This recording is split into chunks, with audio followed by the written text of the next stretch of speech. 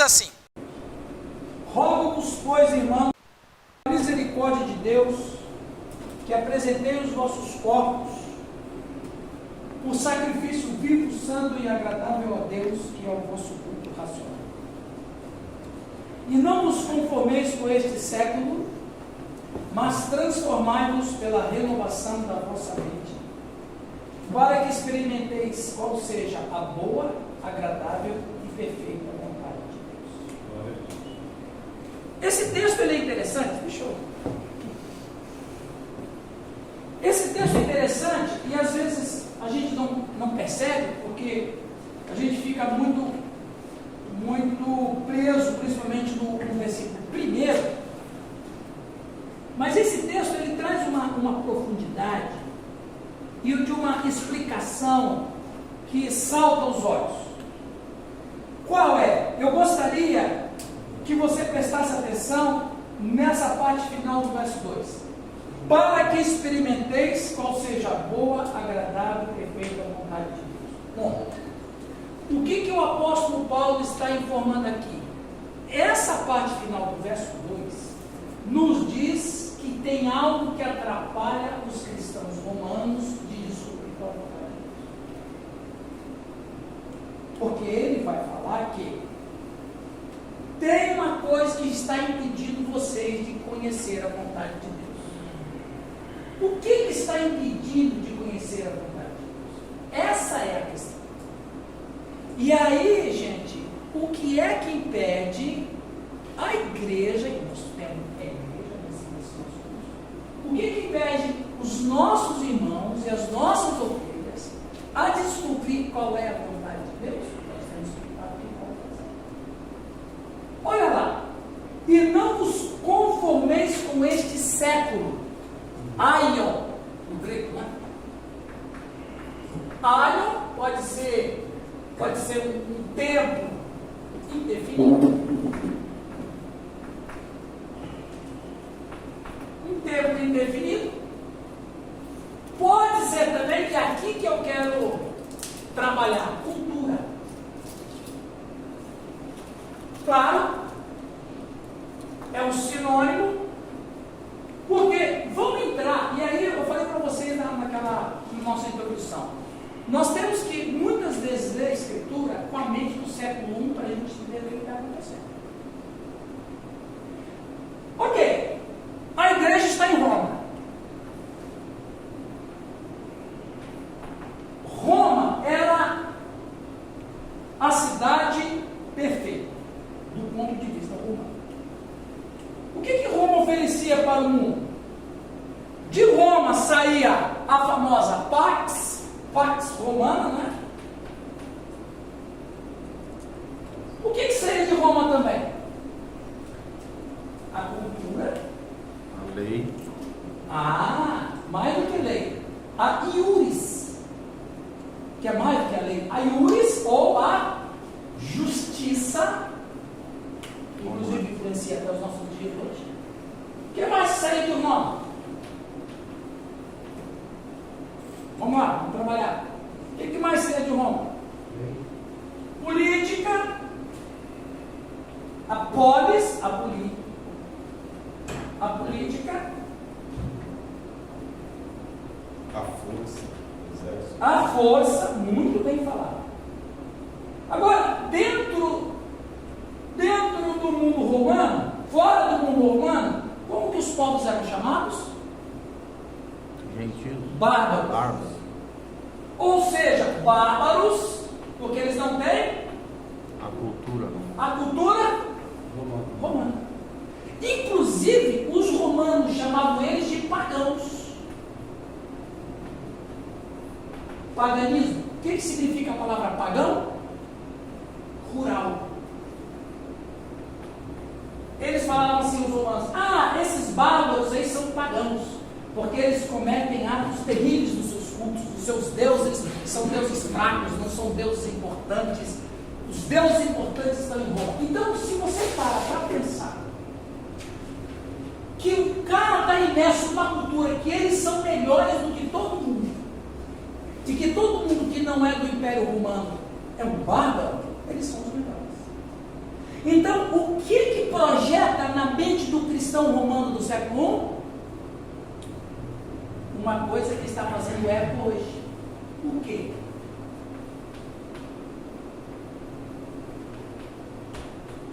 Um nome moderno de secularismo.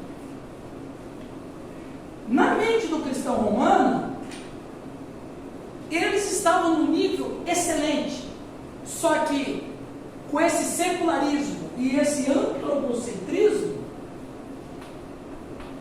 cultural, impediu eles o quê? Impediu eles o quê? De conhecer qual é a boa, perfeita e agradável vontade de Deus. Opa, aqui a gente está encontrando um tesouro aqui.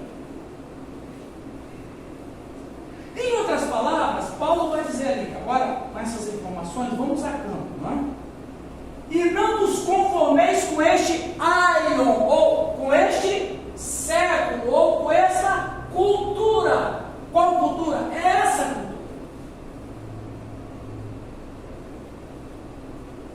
Porque se vocês ficarem presos nessa cultura, uma cultura o quê? Secular. Uma cultura o quê? Antropocêntrica. Se vocês ficarem presos nessa cultura, vocês não vão descobrir qual é a vontade. Amém? Qual é o problema da nossa fé cristã hoje? É exatamente o mesmo problema dos romanos do século I. Era a cultura mundana. Mundano nesse sentido de que o mundo é um sistema, né? Do grego cosmos, que significa sistema organizado. Então veja, irmãos, o pastor Edmar, ele tem um problema na igreja dele. O que ele tem que fazer? Ele tem que fazer com que as ovelhas as quais ele pastoreia mude a cultura. O que o pastor Marcos tem que fazer lá em Ararum? Para que ele tenha uma igreja crescendo espiritualmente, que ele mude a cultura. Por que eu digo isso? Porque chegou na hora, pessoal. Ele sempre chega na hora. É normal, sem nenhum problema. É normal, isso aí não, ele está certinho. Aliás, eu vou até Eu pregava na casa da Rocha. Eu vi, eu escutei Rapaz, fez todo mundo chorar. São 9h25, está 5 minutos adiantado. Tá vendo? E ele vai sair 11h30. Ele é fera. Tudo isso, Seja bem-vindo, Sidney. tudo isso aqui é brincadeira, não fica chateado não. Eu estava querendo ir embora, ainda bem que você falou isso. Então, irmãos, a nossa luta não é fácil. Por quê? Porque a cultura é muito forte nas nossas igrejas. Verdade. Os nossos irmãos, os nossos membros, as nossas ovelhas estão imergidas nessa cultura antropocêntrica e secularista. Fala. Aliás, vocês podem falar. Quando envolve igreja, pode se colocar lideranças, porque na verdade Claro. eu acho que as lideranças elas precisam muito mais. Tem um presbítero lá na nossa igreja em Campo Largo, um homem de Deus. Homem de Deus. E ele é um empresário. E algumas vezes eu tive que corrigir ele em reunião. Eu falei, Paulo, você não está na sua empresa. Você está falando de uma igreja. A igreja não é uma organização. A igreja é um organismo. Você está querendo tratar que o povo não fosse seus empregados, velho? Não é desse jeito. O que é isso? A cultura secular. Então, qual é o problema que às vezes os nossos ovelhos, os nossos irmãos, não vivem a vida cristã na sua plenitude? Eles não mudaram lá? Isso é um caso muito sério, né, pastor? Nós cristãos, as pessoas vêm com os costumes, uma cultura terrível para você conseguir introduzir a palavra, para quebrar aquilo ali. Sim, sim. A cultura é complicada porque ela fica entranhada na pessoa. Ela respira, ela exala. Tudo é a cultura. Então Paulo diz, olha, se vocês continuarem querer construir a vida cristã com essa cultura romana, vocês não vão conhecer Graças a Deus hoje está se falando muito sobre isso, né? Sobre a cultura do reino, né? Cultura do rei. Cultura do rei e a cultura do reino. A cultura Que é outra cultura. Aí sim, Isso é a hora? E tem até, né, Irã, é legal para os pastores lerem aquela obra do John Stott, o discípulo radical. Discípulo radical. Ele trouxe à tona um conceito teológico que hoje é extremamente necessário pastores e líderes conhecerem, que é a questão da contracultura cristã. Contra a cultura cristã. Gente, esse livro é fenomenal para um líder ler, para um pastor ler, e não só isso, né? Ministrar sobre a sua liderança e também sobre os seus discípulos. Exato. E ó, O nome do livro é O Discípulo Radical, do John Stott. eu quero concluir Eu tenho em PDF, tá? Se vocês quiserem, eu boto no grupo. Bora pro- Manda. Eu quero concluir a nossa série falando de que eu acho um perigo. Não sei se vocês já ouviram falar disso aqui. Isso é moderno. Deísmo moralista terapêutico. Eita. Quem já ouviu falar disso aqui?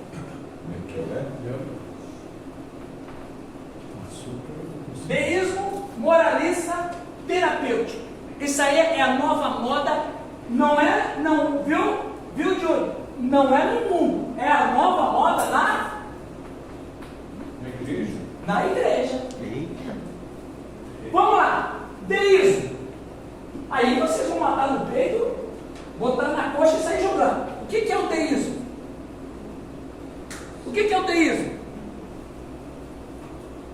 É um conceito de Deus como um criador do universo, um relojeiro, né? Isso. Que criou o universo e deixou a sua própria sorte. Isso. Deísmo, século 17 e 18,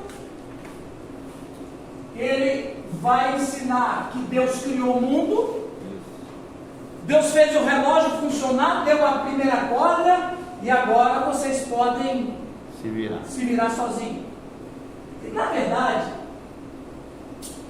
vocês já ouviram aquele termo manual do fabricante? A Bíblia é o manual do fabricante? Vocês já ouviram, né? Não. Vocês sabiam que esse manual do fabricante, ele é uma fala deísta? Por quê? Ora, se você compra um produto que tem que ter um manual para ver como ele funciona, porque o fabricante não está perto. Então, se você tiver algum tipo de problema, você tem que ler o manual. Interessante. O que foi aí? Cara, que louco isso, cara. Você liga no 0800. Que louco, cara. Que louco. É bom. Então você fala assim, eu lembro que no meu primeiro ano de ministério eu falava, porque a Bíblia é o manual do fabricante. E passado um tempo eu comecei a estudar e falei, tem uma coisa errada com esse negócio aqui, de fato é isso. Quer dizer, aí, né, sério, se você tiver um problema, leia a Bíblia que ela vai te ajudar. Mas onde que está aqui, escreveu aqui? Não, ele não está aqui não, ele só deixou isso aí pra você. Isso é deísmo. A gente muitas vezes ensina deísmo. Eu ensinei, depois pedi perdão para o papai. Eu tenho ensinado isso, cara.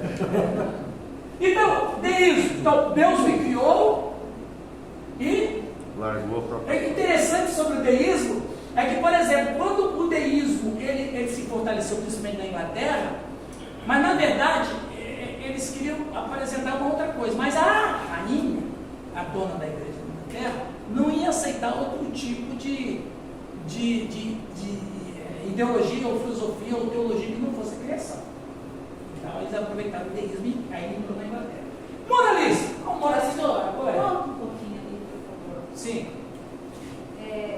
Eu quero entender o que eu falei de pensamento. Por que eu falar para uma pessoa, consulta a Bíblia, é deísmo?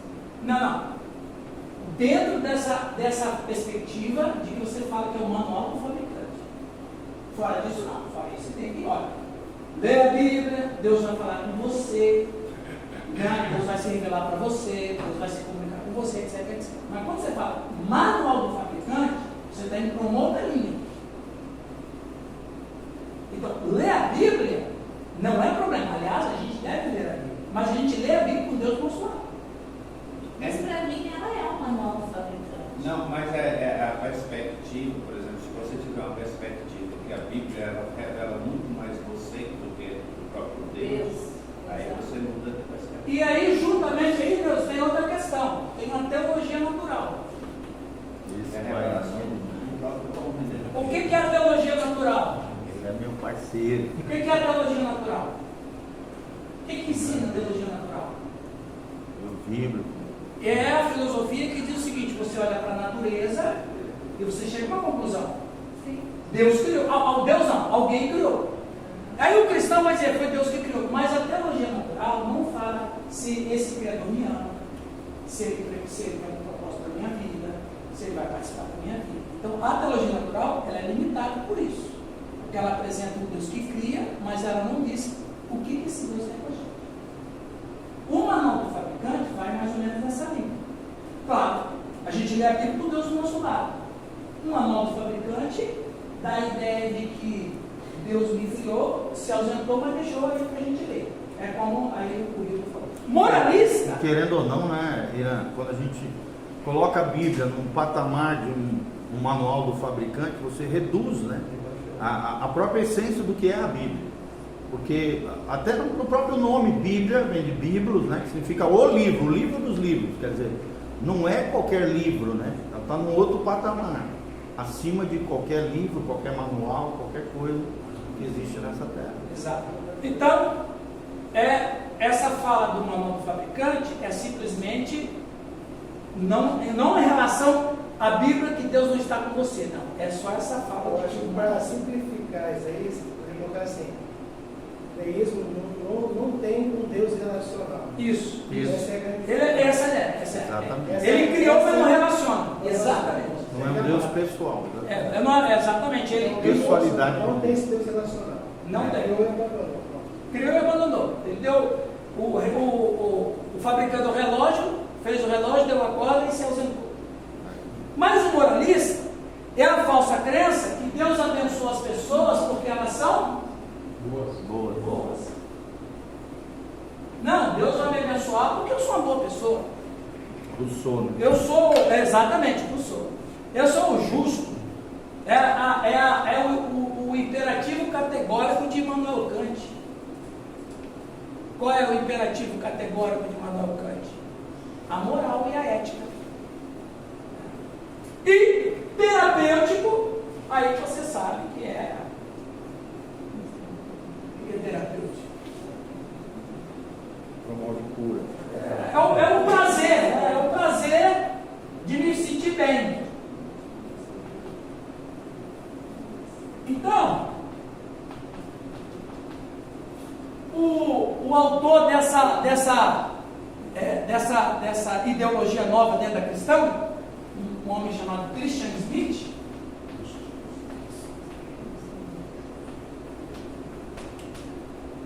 então ele vai dizer o seguinte, para sintetizar isso aqui em relação a isso que a gente está tratando na nossa. Então, é o seguinte, ó.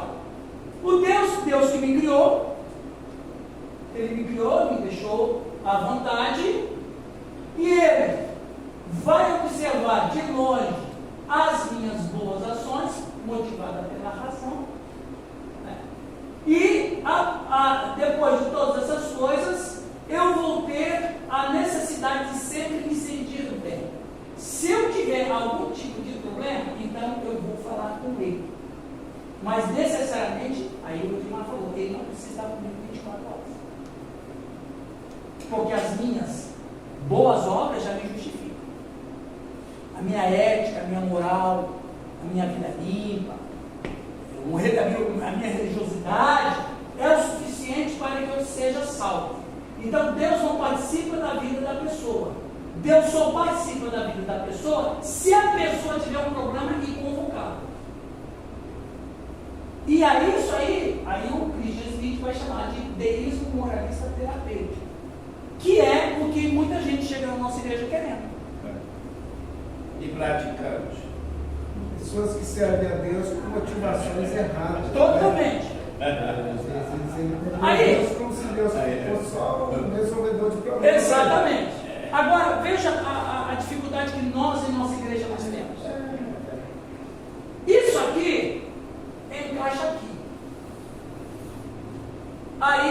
voltamos para o problema de Romanos 12:1. Ou seja, para você conhecer qual é a boa, agradável e perfeita vontade de Deus, você tem que mudar tudo. Essa cultura. Você vê muita gente dizendo, eu venho aqui na igreja então me sinto bem. Isso. Eu não tenho nenhum vínculo, mas eu venho me sinto muito bem.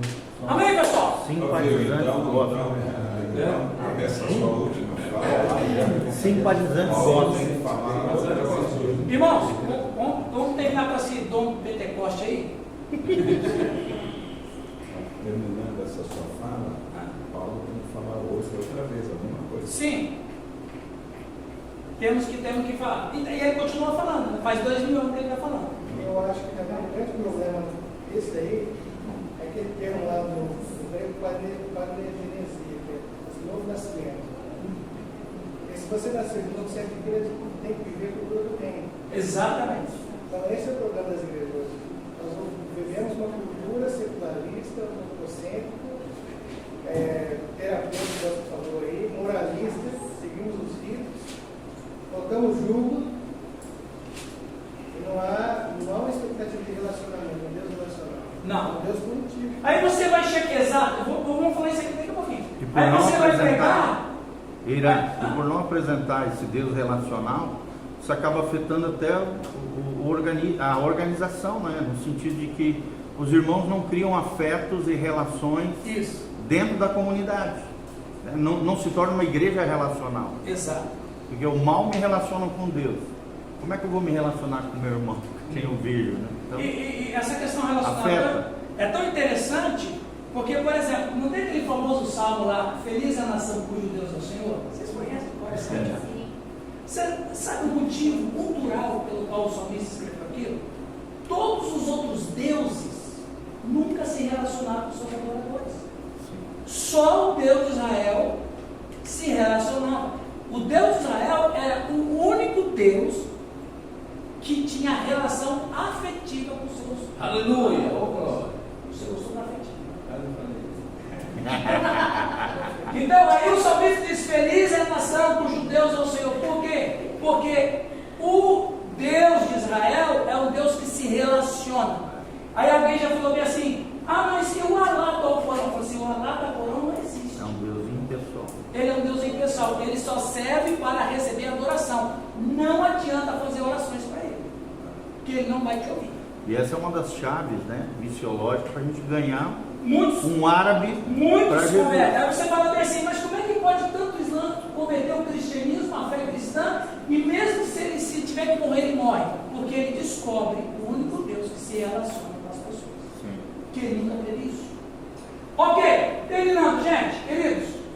Isso aqui é para a gente pensar como que nós podemos chegar nas nossas comunidades, nas nossas igrejas, e falar do amor de Deus, e mais, falar do que Deus quer para nossas vidas. Como descobrir qual é a boa, agradável, perfeita vontade de Deus, se a cabeça da gente está entupida com essa cultura mundana, como o Will falou, secular, antropocêntrica, né? Então, a gente tem que, nós temos que fazer o quê? Nós temos que continuar. E meio essa cultura que você está falando aí, eu vejo sempre Cristo como uma pergunta também a tradição. Né? O povo hoje, ele vem para a igreja, mas ele traz aquela tradição dos seus antepassados. Né? Meu avô foi assim, minha avó ensinou assim. Isso. E isso impede também de conhecer a verdade. É igual, vocês sabem aquela história da filha que perguntou para a mãe por que ela frita o peixe cortando a cabeça e a última parte do rabo, né? Vocês conhecem essa história, não conhecem? Não. Não, os antigos. Só os antigos, né? Obrigado. Quem não conhece, eu vou te amar. Quem não conhece? Isso é o que diz, sabe? Você sabe que cada um tem um contexto, né? O histórico pensa de uma forma, que é o que o Renato falou, né? É uma herança que ele recebe. Alguns vêm de uma herança universal, não é verdade? Sim. Do Valdomiro, Sim. Santiago, e aí vai. Então a gente não ensina o povo tem até dificuldade de você falar para ele que o que ele não tem mérito nenhum naquilo que Deus faz. Essa é a grande dificuldade. Exatamente. Por quê? Porque eles não se acham dignos